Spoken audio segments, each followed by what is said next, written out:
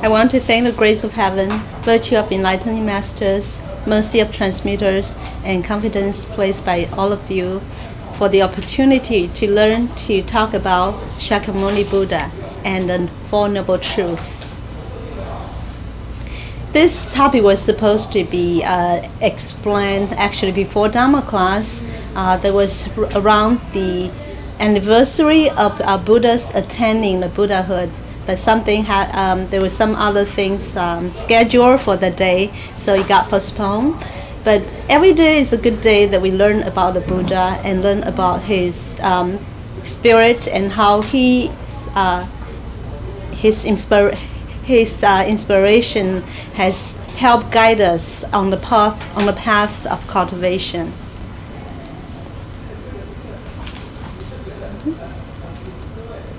Okay, a little facts about him, the biography part.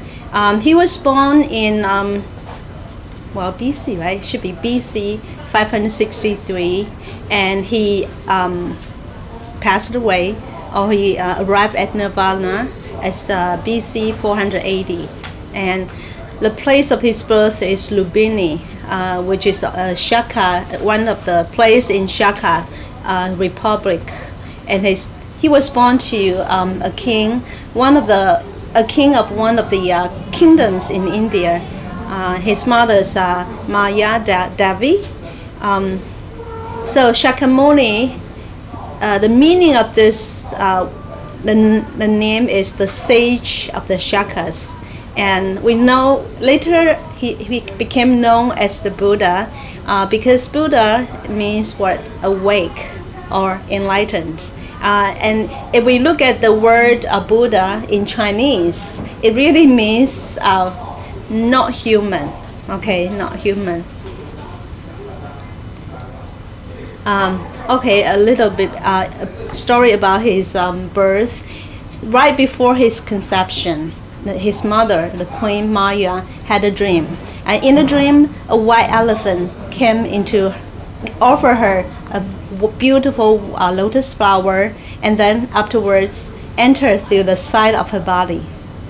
Okay, in India, elephant is an auspicious sign of sovereignty. So his father asked the Brahmin priest, to interpret the dreams.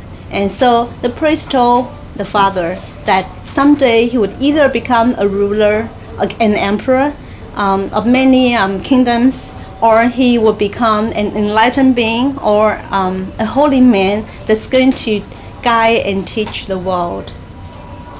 And so right before his birth, his mother knew that she was about to give birth, and she wanted to deliver the baby in her own hometown. So she went, she left the kingdom and headed for her own home. And on the way, there's a place called Lumbini, as I mentioned earlier. She delivered a baby in a place, in a rural place, and legend has it that she was supporting herself, on the branch of a tree, and the baby came out from her right side. So it's not a regular birth, like we were all born. So these are all the very unusual signs of a very holy person, or very unusual, extraordinary person. Okay, so you see this in the picture. The white elephant gave her the beautiful white lotus.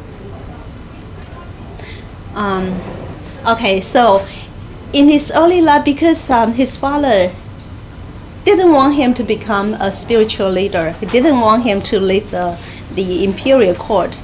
Rather, he wanted him to be a ruler of the kingdom. So he tried to prevent the baby from seeing the outside world. And he really raised Sakyamuni in every imaginable luxury. So he was dressed in the finest, and he ate the finest. He's never seen any imperfections of the world. he was so, he lived such a sheltered life. So he really enjoyed his life for about 29 years. And so still his father was very fearful of the prophecy. So he married him to very beautiful cousin of Sakyamuni, and very soon they fell in love, and they also enjoy some beautiful moments of marriage life. But then still one day Sakyamuni ventured out of the palace, and that kind of began his one of his 4 encounters. So in his first outing he encountered a sick person, and he didn't understand why this person was like that. And so his servant said, we all will become sick. If we are human, we will all become sick. Okay, and so on his second outing, he encountered an old person, and this also shocked Sakyamuni. And then we know the third outing, he met with a corpse. Okay, a dead person. Yeah, and really, this got him into some kind of depression.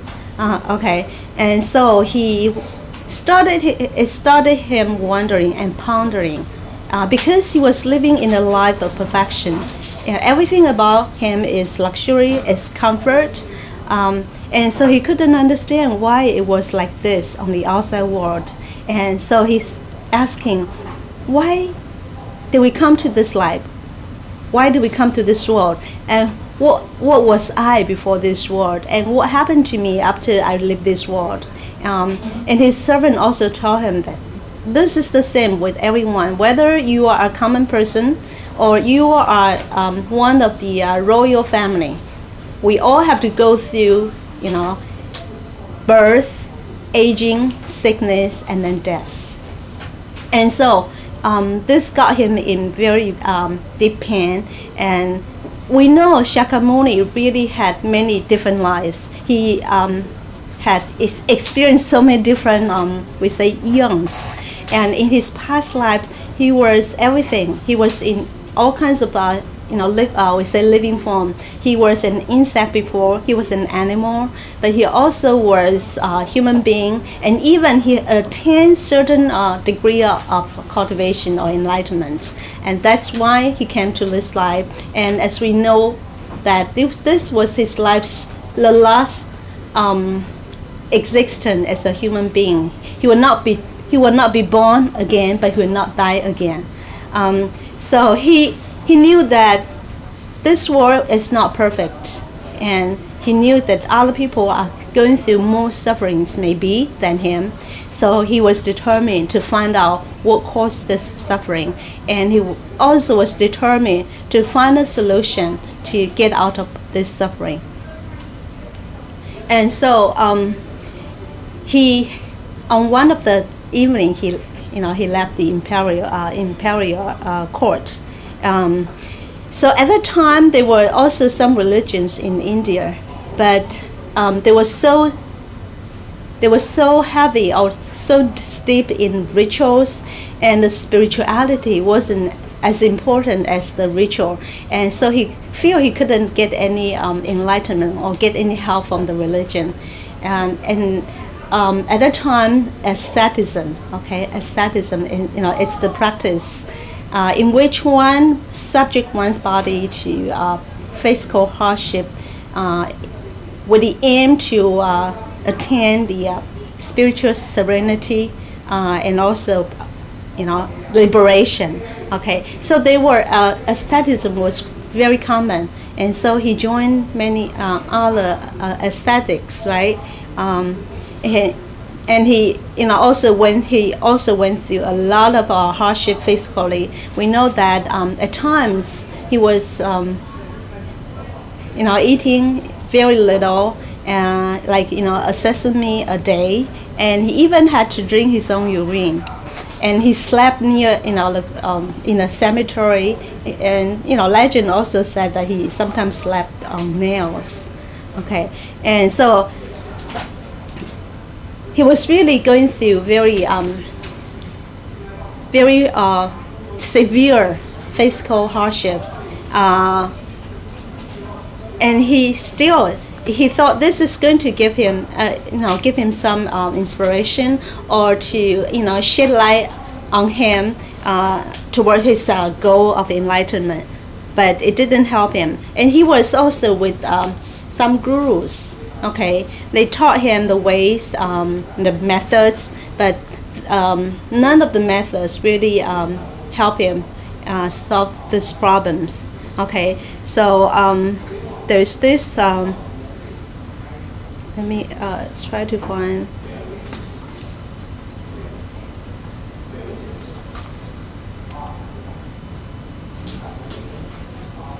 Okay, so at a certain point he was already very in very bad shape physically. He was almost on the verge of losing his life. Okay, but this did not give him the solution. It does not really liberate him from all this mental and physical affliction. So let me see. There's one thing I'd like to read to you here.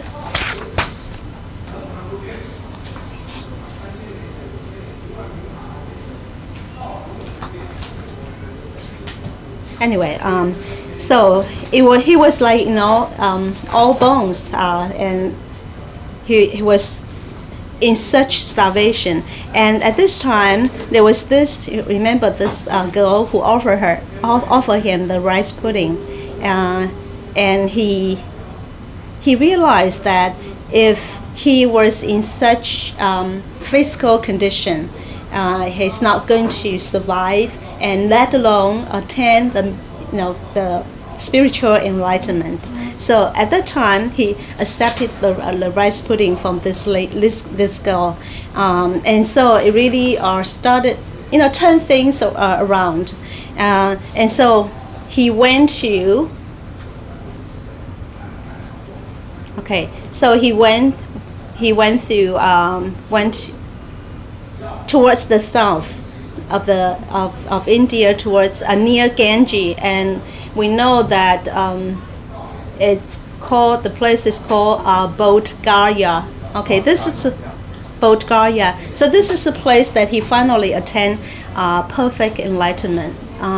Okay, so when he came to the river, he kind of bathed himself, with the rice pudding. He ate. He kind of regained some of his energy. So he sat down under what we know the Bodhi tree, right?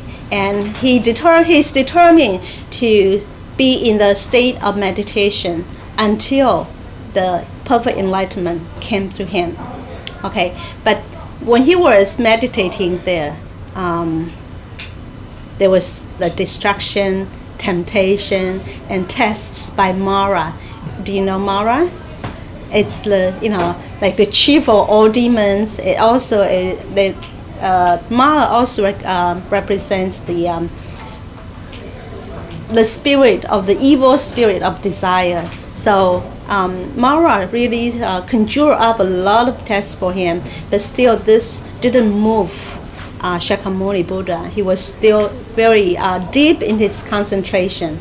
Finally, Mara and all his demons, they withdrew. Okay, so later on, when the dawn break, right? The dawn break, there was that shooting star across the sky, and at this point, there was that spark in the Buddha's head, and he really realized that. What does that shooting star tell him? Do you remember we've talked about this in our class quite often? Yeah, it's our Buddha nature that saw that. Well, he had a quote, right? He had a quote. It goes, wonder, wonders, or 善哉, right? Mm-hmm. 善哉, 善哉. Oh, yeah. All human sentient beings have this marvelous Buddha nature, whatever you want to call it. Right. Yeah. But because we have all this in our coverings, we have all these attachments, and this attachment, this clouding, prevent us prevent the Buddha nature to from manifesting itself. Yeah. Okay. So it was in that Bodhi tree, under the Bodhi tree, that he finally attained perfect enlightenment. So it happened on the full moon, that night was a full moon. It was the first full moon of the April. April, yeah. Yeah, in the lunar calendar. Yeah, lunar calendar, April. Yeah, yeah. That's why we also an anniversary. Yeah, we all celebrate that. I mean, the traditional Buddhists, they celebrate his Enlightenment Day too. His birthday, Enlightenment Day, and his Parinirvana. So they celebrate those 3 days of Buddha. Among others, but those are the 3 most important. Yeah. So he's after this perfect enlightenment. So he realized that he's not. He's not the mundane or the physical self anymore, and so he's also reminded of his mission to spread the teaching, because his mission was to also help awake others to their Buddha nature. And so upon his enlightenment, flowers kind of shower on him. This is what the image shows here. Okay, and so after he attained perfect enlightenment, as I mentioned, that he was reminded of his mission to spread the teaching, and there was that voice inside of her calling upon him to spread the teaching and spread his realization. And so the most important realization that he attained after going through all this, the journey, the painful journey, we can say that is what the Four Noble Truths. Okay, and so with that realization, he went to Deer Park, and this is where his 5 other. Remember, he joined the ascetics in the cultivation, and they were still there exercising the austerity. They don't eat, they don't drink. They really bring upon themselves very severe physical hardship. But they were there. So at the time when Buddha realized that austerity or asceticism isn't the way to solve the problems that are facing all human beings. So he left, and then he accepted the rice pudding. So these 5 ascetic monks were very disdainful or very contemptuous of him. They say, oh, he gave up, he gave in to worldly desire. Okay, so when he came to try to ferry them, we say try to also help them wake up. They say, oh, here comes the monk who really did not persevere to the end. So they kind of slighted him. But then after Buddha told him what he had discovered, or what he had really realized, okay, they were won over. Buddha really won over these 5 ascetics. And so, as this picture shows, this is where he started, he started to spread his teaching, at this place, it's where Buddha set the motion of the wheel of Dharma. Okay, it's a word called Pravatana. Yeah. Okay, it means the setting in motion the wheel of Dharma. Okay, that's like so they will become first disciples and first teaching. Yeah. But it's not it's not an official sutra like the Avatamsaka Sutra, which will come later. Avatamsaka Sutra is more spoken during like what we call during the Dharma assembly class, Fa Hui. This is not considered a Dharma, assembly yet. Yeah, he's just speaking to his five, they were his friends. I mean, you can say because they cultivated, together for, quite a few years. 6 years, Yeah, at about least 6 years. Yeah, they say, at least 6 years since he left the palace. So they're like they're like his brothers. They're like his brothers. You know what I'm saying? So the Eightfold Path is the first teaching, and you gotta understand, he used Eightfold Path because they were all fellow ascetics, which is very extreme form. You can say hardcore form of cultivation, which is very extreme. I mean, you eat, are you gonna eat one sesame seed a day and survive? I mean, come on, it's very ascetic. I mean, very they don't sleep normally whatever so that's why he didn't teach. I mean, after enlightenment he didn't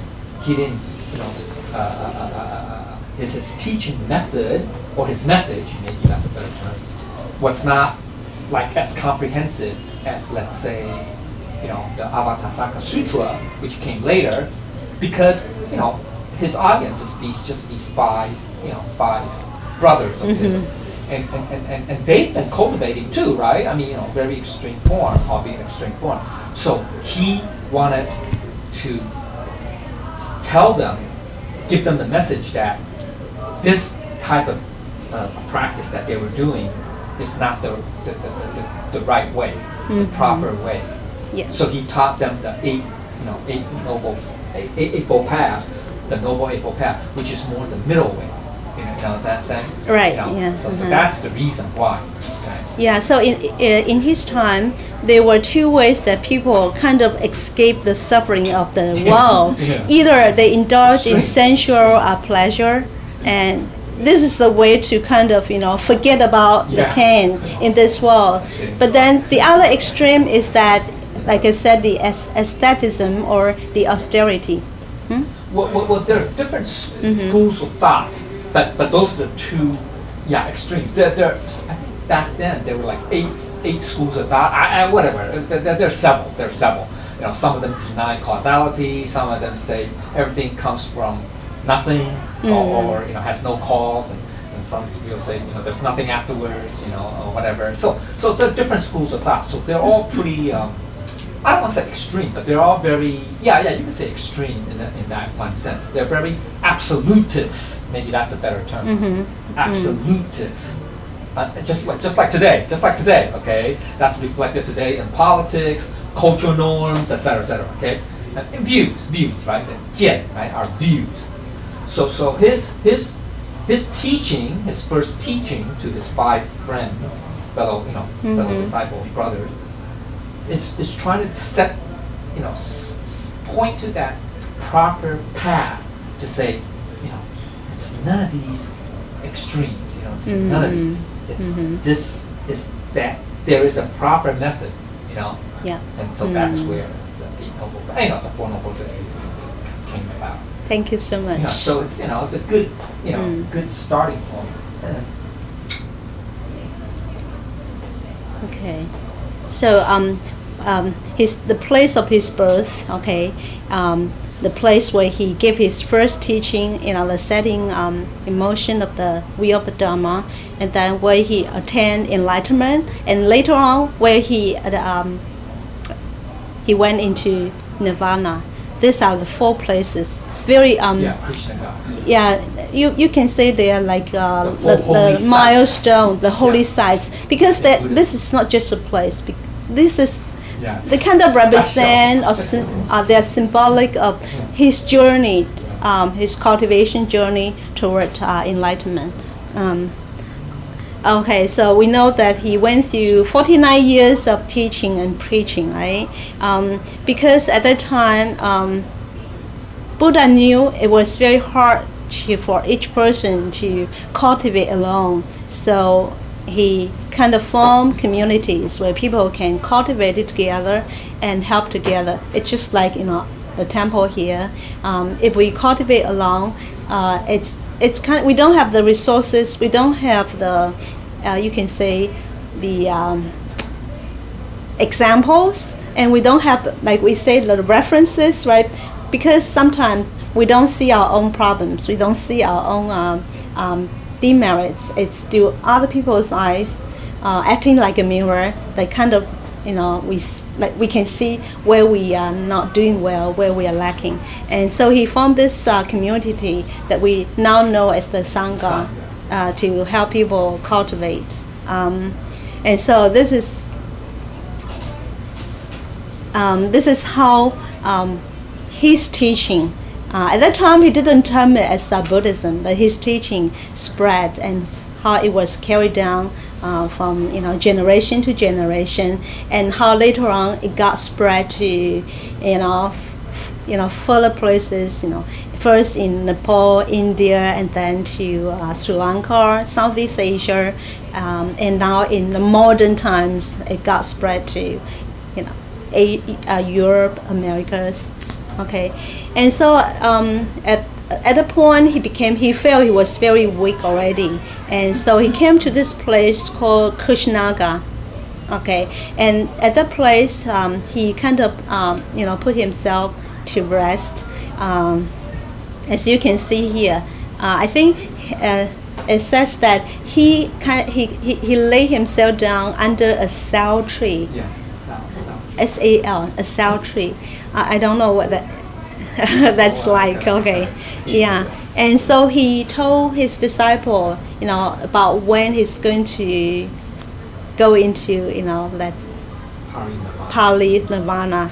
Okay, so all his disciples were so upset and so sad. They were so stricken with grief, and some of them started to cry. But Buddha say, you really need to use this occasion to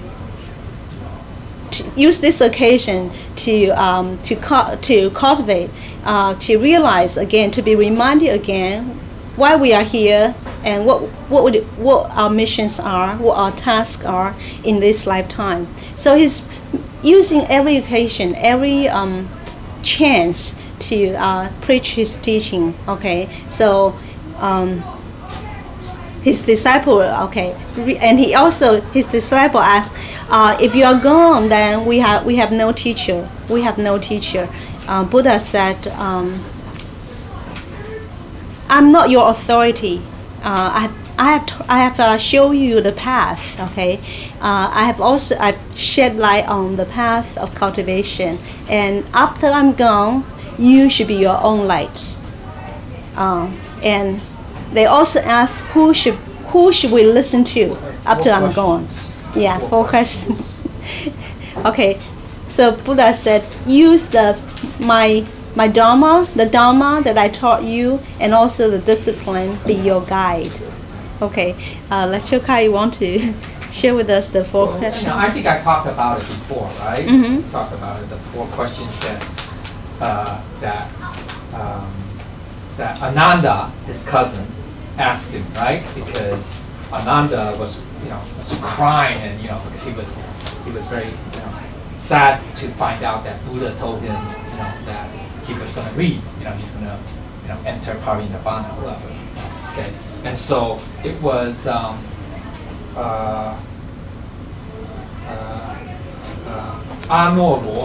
Lotu. That was his other disciple, 10th disciple. He's also the cousin of also Siddhartha, but he's on the father's side. Mother's side. Sorry, mother's side. He's so he's very how can I say? He's very I don't say smart, but he's very sharp. Okay, so he kept telling Ananda, don't cry, hurry up and go ask Buddha these 4 questions before he leaves, because we need to understand how should we continue after them, right? Mm-hmm. So the first question was who, right? Who should be the lead? Who should lead the sangha after you attend? So Buddha responded. So the question was who, right? Who? So the Buddha didn't say who. Didn't respond by who. He said, follow my jie, follow the the precepts. Precepts. The precepts. Yeah, I think that was then the second question the sila, was right? yeah, sila. And then the second was what was the second one? Oh yeah. How should we practice? How should we practice? Or cultivate? Your teachings. How should we follow? And he said, bear those 4 mindfulness. Right? So we know, that's part of the Eightfold Paths. So we don't need to go into detail right now about that. Then the third one was, third question Ananda asked was, there are people in the Sangha or within the community who don't listen, who's not willing to follow precepts or whatever, your teachings. How should we deal with them, right? Buddha's word was say more, right? Means to ignore them. Literally said, just let them be. Don't, like the Buddha's concern was that you should not argue with them. We should not have debates with them, because if you do that, then you're going to start conflict and you're going to create karma and all that stuff. And there are going to be consequences. So that's why Buddha wanted to avoid that. Because after all, it is based on your own intuition or on your own path, right? Towards wanting to learn or to cultivate and become enlightened. So nobody can force you. Even Buddha can't force you. All right? Okay. And then the fourth question was, say, what phrase should I use, in the beginning of all your sutras, right? So he said, thus have I heard, right? 如是我闻 is probably the 4 most important words in Buddha's teachings, believe it or not. Because if you understand those 4 words, you understand the rest. No need to go into detail. The rest is all detail. The 4 is basically, it's a summary. You can say it's a summary. It's the essence. You can say it's the essence too of Buddha's teaching. That's it. If you really understand those 4 words, you don't need to read the sutras, because the rest, all that is just detail. Okay, so that's the opening phrase in Diamond Sutra. Later on, Avatasaka Sutra. Lotus Sutra, Nirvana Sutra, etc. By the way, during that period at Kushinagar, right, when he was at Kushina, he was going home. He was heading home toward Lumbini. He really wanted to go back to his hometown, home city, whatever, to attain before entering parinirvana. He really wanted to go home, so he was on the way. And then there are stories about how he, why he, at Kushinagar he got sick. Supposedly he ate something, it was food poisoning, whatever. I mean, it doesn't matter. It doesn't matter. Supposedly, anyway, that's what the story goes. But so Kushinagar was on the way, towards his hometown of Lumbini. But anyway, so it's during when he's in the Sao forest or Sao, grove, Sao tree grove. It's during that time. I think it was only 8 weeks. I forgot how many weeks or how. It's not a long time.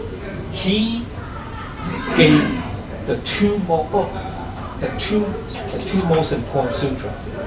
Well, he finished up the Lotus Sutra. I mean, Lotus Sutra really took supposedly 8 years. I don't know, whatever. I mean, but that was, he finished it up, and then he also gave the Parinirvana Sutra, which is the last sutra. So you have the Dhammakakra Pravatana Sutra, which is the first one, and then and then later Avatasaka, which is the official sutra, official. Because the Noble Eightfold Paths is not really considered a true sutra. It's called a discourse, sutta. Anyway, it doesn't matter. It's a short. It means it's a short teaching or whatever. And then the last sutra, which is Parinirvana Sutra, which he dealt with talking about emptiness, talking about the essence, the Banti, the essence of the Tao. You can say the Tao, or the essence. Okay. Whereas the Avatasaka Sutra, he talks about phenomena. You can say the Xiang. He talks about Xiang. Yeah, you can say that. So those are the bookends of his teaching, so it's very, very interesting. Anyway. Thank you so I much for your thought the contribution. answer to the first question was the three things, right? The sutras, the precepts, and No, you should follow. Yeah. the Well, three things that, I think it's first. No, I don't think. No, it's the threefold training, which is the precepts, sutra, and wisdom. I think. Yeah, the Dharma, the teachings. Yeah, the Dharma, the teachings. Dharma means the teachings. The precepts, teachings, and wisdom. I think that the threefold training. Thank you so much for your Threefold contribution. practice. Well, there's so much to be talked about Buddhism, and all his, his spiritual legacy. Okay, so that allow me to go on. And so when he passed away, he also used this occasion to also teach or show his disciples that actually we all fear death, and we all want to be alive. But death and life are really two sides of the coin. They can, death can happen anytime, but we need to develop a very good attitude, a very good perspective towards death. And of course, this is also all about the cultivation and how we can cultivate to transcend our physical entity. So I'd like to go on and talk about the legacy that Buddha left behind. Okay, first of all, we know he is an investigator of life. Okay, because he is an incarnation of some, from his previous life, and so he already attained certain degree of enlightenment. So he was in this life to help human beings see the true nature of this world. Okay, and so with this Four Noble Truths, he really saved a lot of souls. Okay, and then he's also accredited with one of the major religions, that is Buddhism, and again, the Four Noble Truths, okay, is very important findings. And we also know about his four immeasurable minds, right? Do you remember those four immeasurable minds? Yeah. So it's compassion, joy, compassion, 慈悲, empathy, and joy, and then the last one is, either it can mean charity or relinquishment.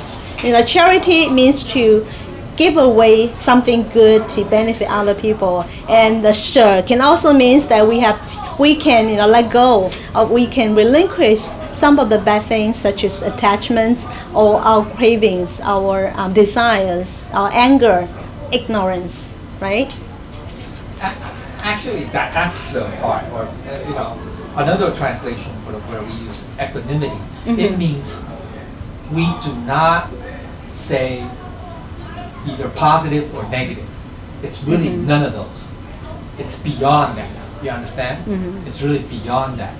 Okay, so that's really the highest level. I mean, yes, we get rid of the negative stuff, right? We get rid of our bad temper, our bad habits, etc., right? Our faults, etc., evil. Yeah. But then we also don't cling or become attached to say, oh, this is good. You know what I'm trying to say? It really means to also get rid of that, to discard that. That's what that means. Okay, it's not just the bad stuff. We all tend to emphasize, oh, just get rid of your bad stuff. Faults, right. bad nature, and do good things. Do good. Try to be good. But then it's not also attached to those good things too. That's what Right. it means. Yeah, so, thank you. To further what Lecturer Kai said, actually, in Buddha's teaching, he doesn't really mean that we have to really to really is eliminate all this desire or this some kind of temperament, because sometimes desire can be translated as something good, like our desire to attain Buddhahood, or our desire for improvement. Okay, it just that moderation. Okay, and also what we desire, what we pursue. Okay, so the real we were going to talk about later.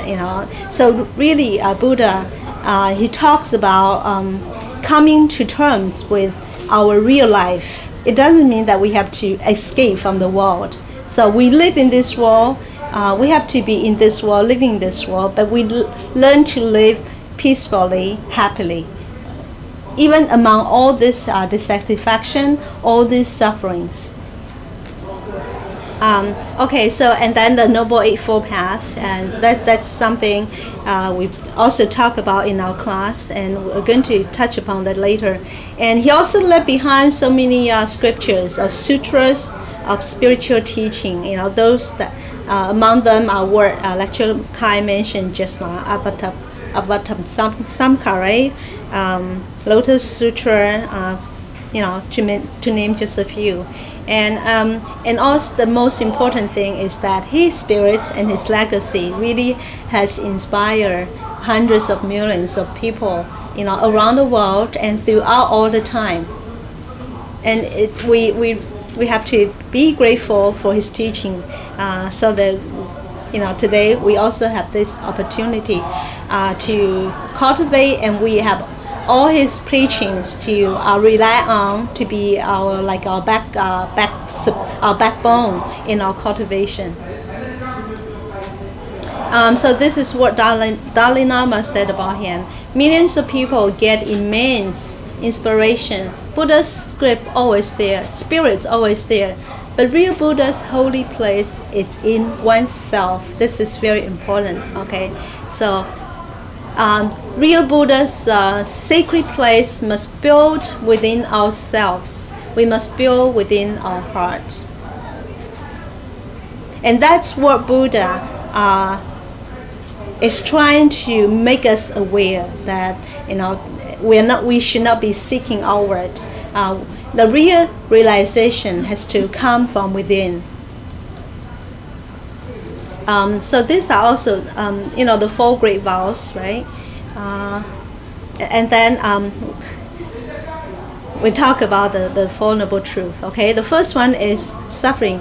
That's the nature of this samsaric world. Okay, as long as we are in this samsara, in this life and death cycle, then we're just meant to suffer. Okay. So suffer is not really like pain or misery. It can also mean a very more accurate interpretation would be dissatisfaction. Yeah, because suffering for one is suffering, for other this may not be it may be not a suffering. And so, what are the sufferings in our life? There are 4 forms of suffering that no one can escape as long as we are in this human life, in this human world. Okay, that's something we talk about sometimes during the 3 treasure review, right? Birth, and then aging, sickness, and death. No one can escape. Okay, and then there are also 4 others. Okay, like unable to get what one pursues, right? And then association with people or with an organization or with work that we don't like. And also departure from one's loved ones. For example, someone in our family passes away, or we have to be separate from our loved ones, for a long time.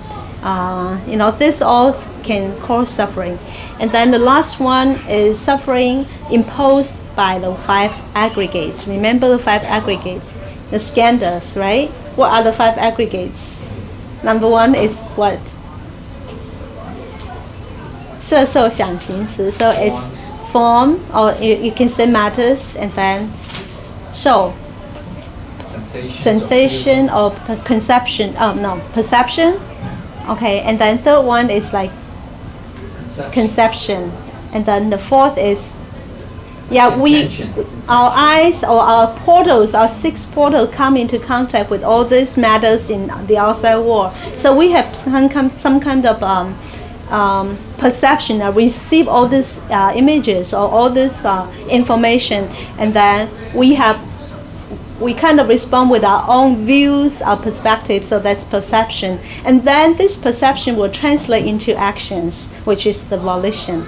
Okay, and all these actions, which means not just our bodily conduct, and also our maybe our speech, what we talk, they kind of got stored in our eighth consciousness. So because of all these five skandhas, we really succumb ourselves to a lot of unhappiness, and sometimes we want something, like a big house or maybe a fancy car, but we don't get it, then we are upset.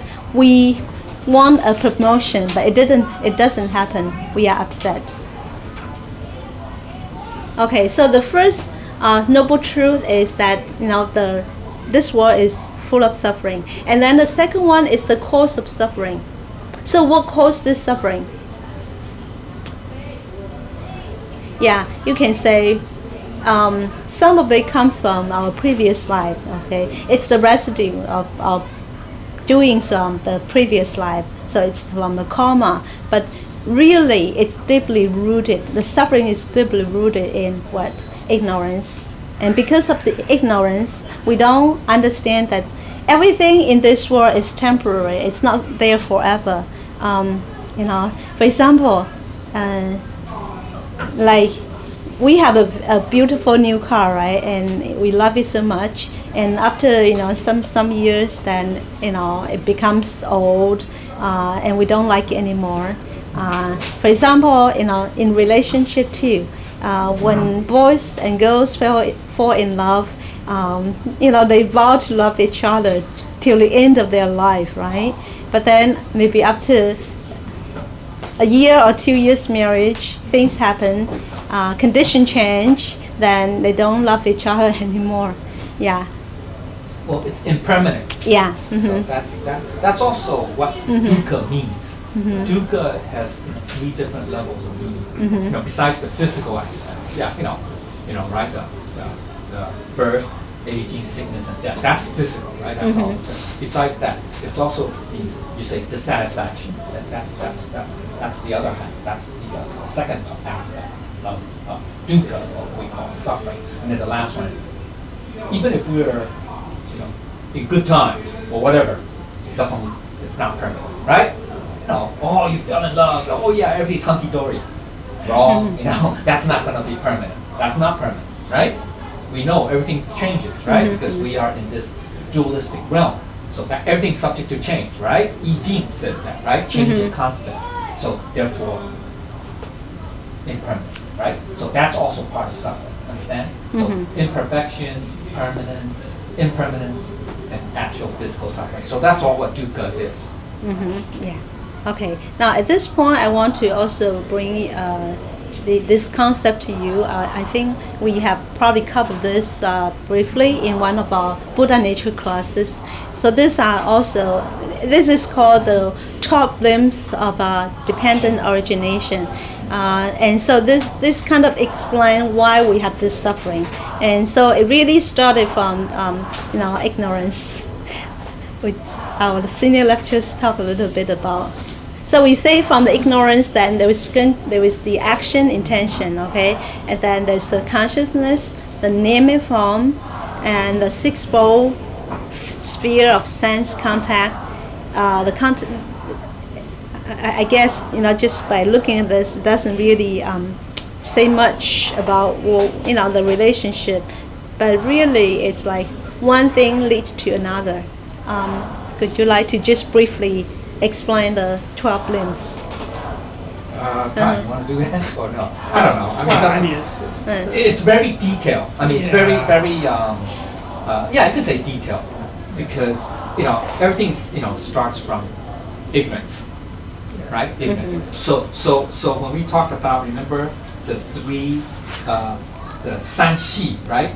The san shi, right? Anybody remember the san shi? The three refined or subtle conceptions. Same idea. It all starts. That's like the spark, if you will. I don't know what you want to call it, spark, or the initiator, the primary cause. I mean, it's part of ignorance that once we, because we don't understand. We don't realize that once we have this little spark of idea, of a thought, idea, thought, conception, whatever, that's gonna set into motion these 12, you can say 12 steps, 12 chains, whatever. Okay? So that's the first one. So we say that's ignorance. That's what's called ignorance. That's what we would label that ignorance.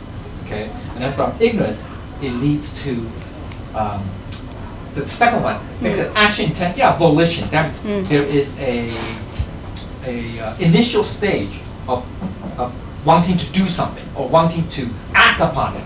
Act upon that spark. That's the first one, right? From that ignorant, the three refined conceptions or subtle conceptions, okay?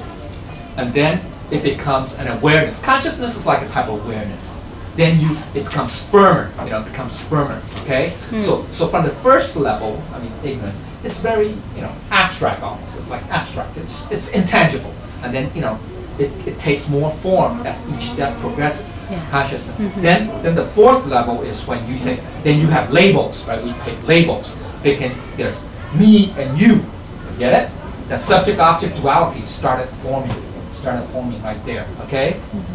There's something I like, I don't like. Understand? Right? Like, dislike, pain, pleasure, all that. And then the number 5 means that type of conception or knowledge, I say knowledge, awareness gets diffused or transfers to our 6 senses. So it comes to like and dislike from our eyes into our eyes, ears. Nose, mouth, and sensation, and thoughts to thoughts. Okay, okay, and then contact means now the first four levels or 5 levels. It's all internal. It's all within ourselves. Get it? Within ourselves. Then the 6th one means, it comes into contact with the external realm.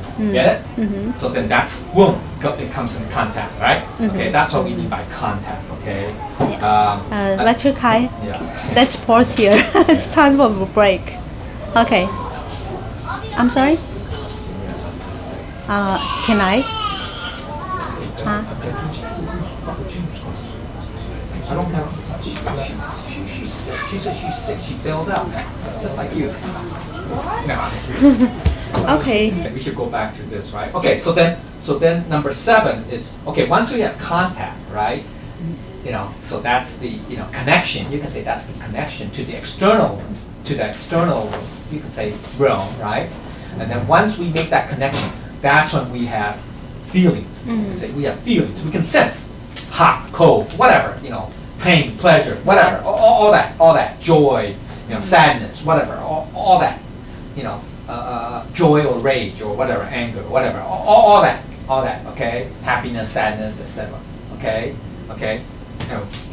and once that, you can say that feeling or that sensation, feeling, it becomes established, right? Then we started having, we go into firmer, more differentiation. We're saying, ooh, I like happiness. I don't like sadness. I like joy. I don't like anger. Or some people say, I like anger. I'm like, whatever, doesn't matter, right? That's when we have craving. You can say, you start choosing, you start picking, say, what you like, what you don't like. Acceptance and rejection. Right, acceptance, rejection, right. 取舍, right. Stuff like that, okay? Stuff like that, all right? So we started doing that. And then after that, we started saying, I like this, I prefer this, I don't prefer that. You get it? So you can say, hey, I prefer pleasure. I don't like pain, you know. Well, some people like pain, you know, masochism, you know, whatever. Doesn't matter. You started grasping. That's you really want to become attached. You can say that grasping is the attachment aspect.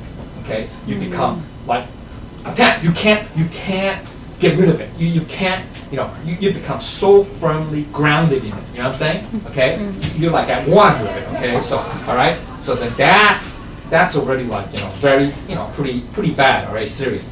Now, not only that, once that happens, we say becoming. Becoming means that it's part of the causality. This is also part of causality. This is causal. This is a causal chain link. That it comes into existence. You can say it starts being real. You can say, yeah, quote unquote, reality. You say existence. Yo also means existence. It also means it becomes reality. You know, start or setting in motion to becoming. You can say to becoming. Yeah, we say becoming. That's right. To set into motion. Now it hasn't. It's not yet existence, fully in existence yet. Okay, just setting into motion, becoming real. Okay, becoming apparent. Maybe that's apparent. Okay, and then the 11th means it exists. Then it happens. It happens. Exists. You understand? It's coming to fruition. Yeah. It's a process. Yeah, you can say the number 10 is the process. Conditions are all Are combining. Yeah. You can say it's the all the variables, all the factors are combining or are, you know, meeting. You know, right, coming to our meeting, and, you know, being at the right place, the right time, all that stuff. Okay, all that stuff. You know, the confluence of variables. Okay, so that's the process. You can say that's the progress or progression, you can say. And then number 11 is boom. That's when it happens. Okay, get it? Or comes into existence. Next year, or manifest. It manifests. Okay, and then once that happens, then you're gonna have the last step, which means that the logical progression, once something that comes into existence, right, being, i.e. birth, then it's gonna eventually decay, right? Because all the variables are changing. The variables are not fixed, right? Not fixed from number 10, right? It's not fixed, just like number 9, grasping, or number 8. Now we crave, maybe next second, or next month, or next year, or 10 years later, we said we don't like it, right? We change our mind. Get it? So then that variable will switch, will change. Get it? So if that variable switches, then that's going to affect, and it's going to go through, you know, 9, 10, 11, and then the result is it changes, right? So therefore, there's decay. We say there's decay. Okay, decay. It just means that it's not fixed. It's going to change because we change our minds in number 8 or number 9. Get it? Okay. Actually, it goes to number 1 too, but we just shorten it. Okay, and then eventually it'll disappear. Get it? So that's the death. So that's why there's impermanence. Understand? So this just goes into greater, more intermediate steps of what we call this impermanence, suffering, etc., etc. All right? Make sense? Thank you so much for the explanation. Okay, then, so let's go back to this cause of suffering, okay? It's because of the craving and also, you know, the ego, okay? Because we have this I form, you know, and this ego is like a combination of the body and mind. It's not just our body, it's also what's in our mind that we, you know, we want something, we don't like something, okay, and then the ignorance. Okay, now the third noble truth is the cessation of suffering. So how there's the suffering, and we identify the causes of the root causes of the suffering, and now we know how we can eliminate or how we can put an end, terminate the suffering, okay, to extinguish the suffering. So what arises is also subject to ceasing. If it has a beginning, then it can have an end. So because this suffering is also not permanent, okay, it arises, it can also subside. And then we have to know how we can, you know, put an end to all this suffering. So that's the last noble truth, which is the path to cessation of the suffering. Okay, and so there are many different methods. As we, we often heard that there are 84,000 Dharma methods that Buddha preaches, right? And there's also the four mindfulness, the three Dharma seal, the causality, but I'm not going to touch upon those. So one of the most important teaching the Buddha that behind is the Noble Eightfold Path, okay? And that's what Lecture Kai also mentioned just now, okay? And this is a very, we can say the fundamental solution to all the sufferings that, the so-called suffering that's afflicting human beings. Okay, so we have the proper view, proper thinking, proper speech, proper conducts, and proper livelihood, proper efforts, proper mindfulness, and proper concentration. And if we group them, this can really, the Eightfold Path can really be categorized into three, and these are the very important, we say, the pillar of Buddhism, or the essence or quintessence of Buddha's teaching, meaning they are what? The San Wu Lo Xue, the non-outflow teaching, the sila, right? Following the precepts, and then concentration, or you say, what is that? Samadhi, right? Samadhi, and then the last one is the prajna, or the wisdom, okay? So you can kind of group them into these three, sila, prajna, and samadhi. Okay, so these are the different paths that I'm not going to talk about. And finally, in conclusion, I'd like to share with you, some of what I learned from this, from Buddhism, from his teaching, is we might learn a lot of things, but if we just let it go at the level of, knowing, as on the level of knowledge, that's not going to help us. We have to, after we learn, we have to internalize all this learning so that it becomes, part of our consciousness, or part of our wisdom, or in other words, we have to really develop the insights, so that we can, with this insight, it can guide us in our cultivation. It can guide us in helping other sentient beings. Okay, and so that's what Buddha also were doing. In the beginning, he didn't have that insight, but over time, he developed that insight. The second one is the practice and experience. Okay. We learn so many things, but if we don't put into practice, we never know if what we are learning is right, or if what we are learning can really help ourselves or help others. So we have to learn and practice, and learn and practice, because in the practice is the part that we can really evaluate what we learned, and it can also serve as some kind of a tests, whether we have learned, like we know all these principles, right? But when we are really, in this daily life, can we really act upon these principles? Sometimes we are very good at preaching. We are very big on words, but very, like dwarf in actions.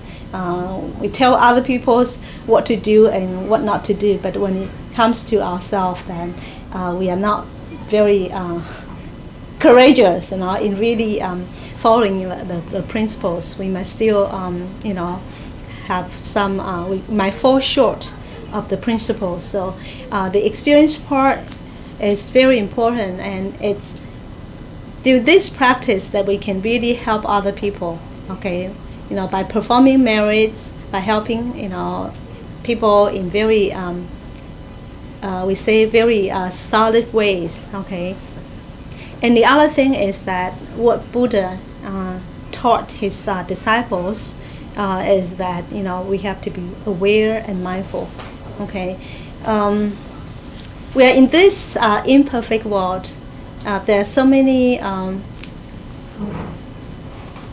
There's suffering. There's all this unpleasant quality in this life, but as we will know later on that it's not the phenomenon on the outside that really counts. It's how we perceive all this external phenomenon that can kind of set the demarcation of whether we can achieve or we fail. Okay, just like Buddha said, we should really be able to turn vexation into prajna. Yeah, okay, we encounter some hardship, but we don't get defeated by those hardships. We use our Buddha nature. We use our true, what we can say, the straight mind to help us overcome these obstacles. And if in this process we really improve, we really progress in our divine wisdom. Our divine wisdom manifests and God polish. Okay, and it will shine. It shines through. Yeah. So what Buddha also taught us is that we should not try to get away from the reality. We should really live peacefully with reality, with the real world. Okay, and so for a person who really understands his teaching, who can really follow his teaching, then there's the unity of joy and sorrow. We say also the relaxation of wisdom. Yeah. So Buddhism and Buddha's teaching is not about leaving this mundane world of all phenomena. It's about mingling with people of different personality, of different maybe karmic background, and how we can still maintain that equanimity, that compassionate heart, that we can learn to tolerate other people's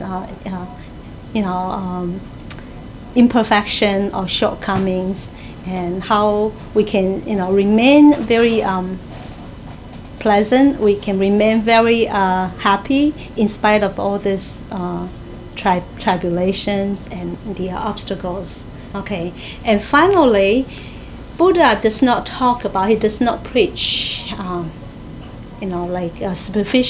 Superficial methods or superficial power or skills. Yeah, like I said, when he was about to die, he used that his death as a preaching point, to show that we are in this world to go through this the human this living process, and in this process we have to make the best of it, so that our life in this lifetime does not it's not just an event. Okay, we go through different our incarnation, different forms of life, but we have to make sure that every time we come, we're going to make ourselves better. It's going to be a progress. Okay, and so we know that Buddha in this lifetime, he attained the perfect enlightenment. So he has attained that no coming, no going status. Okay, and again he talked about that when he was he was starving, almost starving to death. He didn't reject any offering from this the shepherd girl. He took the food, and so. This is also about being,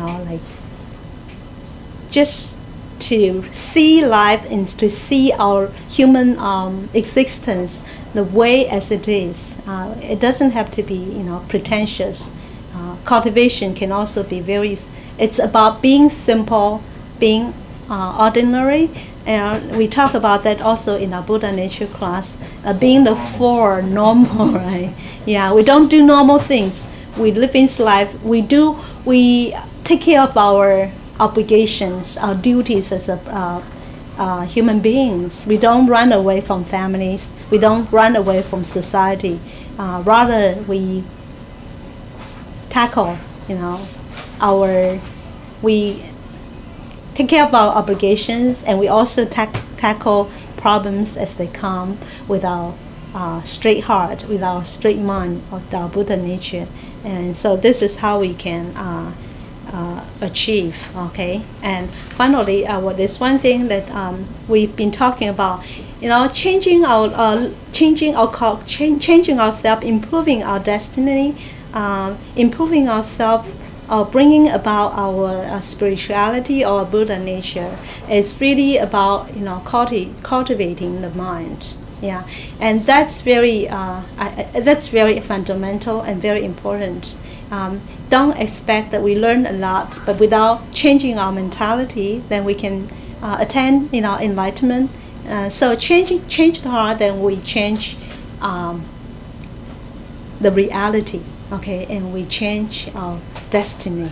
Okay, I guess this is what I have to share with you on this topic. If I have said anything wrong, I ask for forgiveness of Buddhas and Bodhisattvas and saints, and I also ask you, senior lecturers, and all of you to help me improve. Okay, is any more comments? If you don't, then we move on to our next topic. Well, for the last point, it's really another way of saying is, we have to follow the four normals. We have to, that's part of our path, really. The path cultivation. It's not really, anything has to be special. Oh, I have to learn magic powers or magic chants or, abracadabra and all that stuff. None. It's not that, right? It's the four normals, we call it, right? And bear in mind, so we have to face reality. So it's basically saying, 要面对凡俗，不被凡俗束缚, right? Okay, so that means we need to face everyday reality. But we don't reality, but not be shackled by them. Or bound by or them, enslaved. okay? Or enslaved, bound, tied down by them. Okay? And then 要面对万象，又不住相, right? So that's a key phrase. So that means you need to face all forms, all phenomena, okay? All forms without abiding in form. So one's passive, one's active, right? Passive meaning being bound by everyday realities, right? Or tied down, shackled, whatever, chain. And the other one's not to what? Become attached to forms, right? So that's really the essence of cultivation. The whole point of how we cultivate, of how we cultivate, is the four normals and face reality, but not to become tied down or chained down by them, right? And to what? Deal with all forms, right? And not to abide in form. That's right. That if you want to summarize. That's the whole goal of cultivating, right? If we could do that, then we could attain enlightenment, right? If we can't, then next slide. Yeah. So also cultivation. It doesn't mean that we all have to be have what we call a dead tree, showing no emotion, no sentiments. Right. It's just being natural, but always do things in the middle, in moderation, not going to the extremes. Okay. Yeah. And so people say, well, how do we do things in moderation? What is the source of that? That's the key. The source. It's not our intellect. Make sense? It's not based on, for most of us, I would say 99.9% of us, it's based on our experience. We say, knowledge, experience, whatever, it doesn't matter, okay? That's not really the true source. The true source is our wisdom, our maha prajna. It's bolo, it's bole, right? Bolo. Bolo, right? It's really our Mahaprajna. That's our wisdom. So that's why we have to, the threefold, the three-pillar training, the threefold learning, the three non-outflow studies. That third aspect, that wisdom aspect, that's very important, because it's only if we deal with everyday realities using through that wisdom, only then we will not create karma. Understand? Everything else, if we use it through our knowledge, experience, book learning, whatever, I don't know, whatever, hearsay, whatever, then we could create karma. Understand? So that's the difference. It's not easy. People say, well, how can I have no knowledge? So that's where we come to the question of 限量比量, right? 限量比量. Vipassana and cognition, right? Or cognitive reason. Vipassana, everybody know what Vipassana? Vipassana is 限量. It's direct, penetrative insight or direct reason. You just do it from that wisdom, from that true wisdom. You don't have to stop and pause and say, oh, let me analyze this situation. Get it? That's the highest level. That's the level that as we are progressing, I'm not saying you're going to reach it right away. That comes from really, that vipassana really comes from samadhi. The deep, you can say the deep concentrated mind or meditative mind or whatever, okay? All right, sanmei, right? That's where it comes from. Okay, so that's why, we also in Buddha nature class, have to term 即心即福, right? That means what?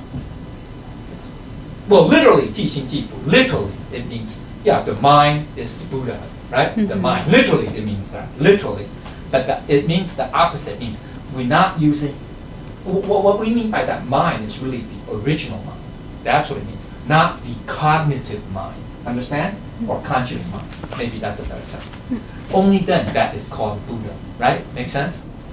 And so that's what. See, so that's why. So we have to, try to reach that level. And the only way to do it is we have to have what? Equanimity. So we have to learn to have no extremes, the middle path, all that stuff. And then the progression, not the progression, the steps in attaining, we also have to be mindful or follow the precepts, okay?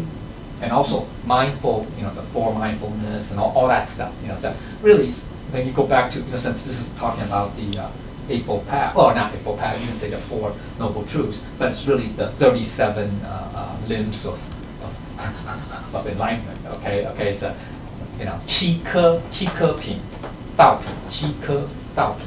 The 7 limbs, I mean, the 7 categories of the 37, but it doesn't matter, okay, all that. So we have to, that's why we have to experience it. We can't, that's what I'm trying to get. Yes, initially, we have to learn. Yeah, we have to use our conscious mind. We have to learn, right? We have to learn.